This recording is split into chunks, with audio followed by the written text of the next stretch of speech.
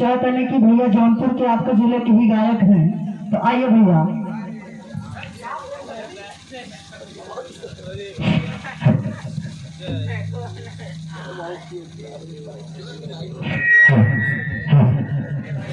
और सबसे पहले मैं आप सभी माता बहनों को कुछ का बोल रही हूँ और हमारे आदरणीय प्रोथिया नौखो जी का सबसे पहले हम इनका पैर छूते हैं और आप लोग के बीच में एक सॉन्ग लेके आए हैं और अच्छा लगे तो जोरदार ताली। सबसे पहले मैं इनको लेके आया हूँ जोरदार ताली ये नहीं सुनेंगे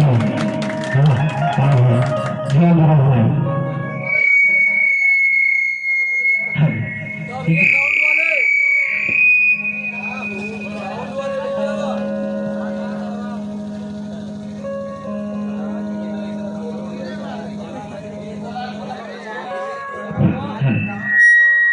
लागल झूलनिया के धक्का बलमा बलकाता पहुँच गए। लागल झूलनिया के धक्का बलमा बलकाता पहुँच गए।